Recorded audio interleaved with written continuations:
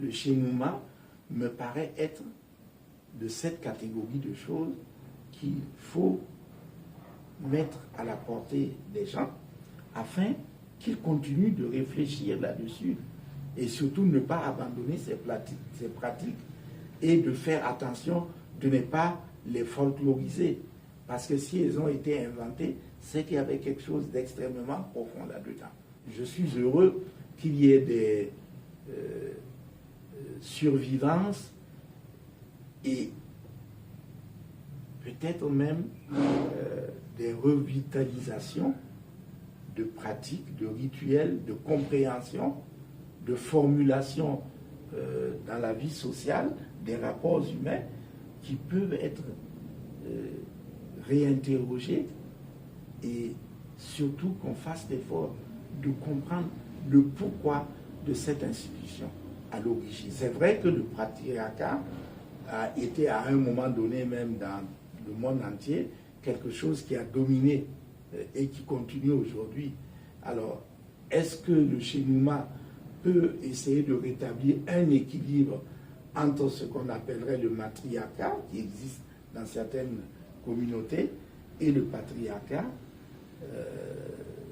Ça demande réflexion, et je pense que les femmes, vous devez être les actrices primordiales d'une telle démarche qui n'est pas une expropriation des hommes par rapport à leur prédominance injustifiée, certes, mais qui est avant tout une exploration pour remettre du sens dans ce que chacun est dans cette dualité entre les deux sexes. Ils ont besoin de coexister pour que l'humanité se perpétue.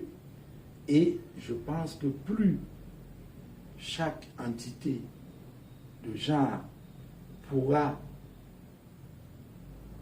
recevoir pleinement sa part de légitimité, de respect, de reconnaissance, etc.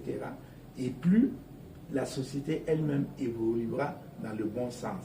Et cela est d'autant plus nécessaire qu'aujourd'hui, il y a une diversité des genres qui est beaucoup plus que ce qu'on avait par le passé. Il y a de nouveaux enjeux sociaux qu'il nous faut apprendre à affronter sans négation pour les droits de ceux qui peuvent apparaître comme des minorités.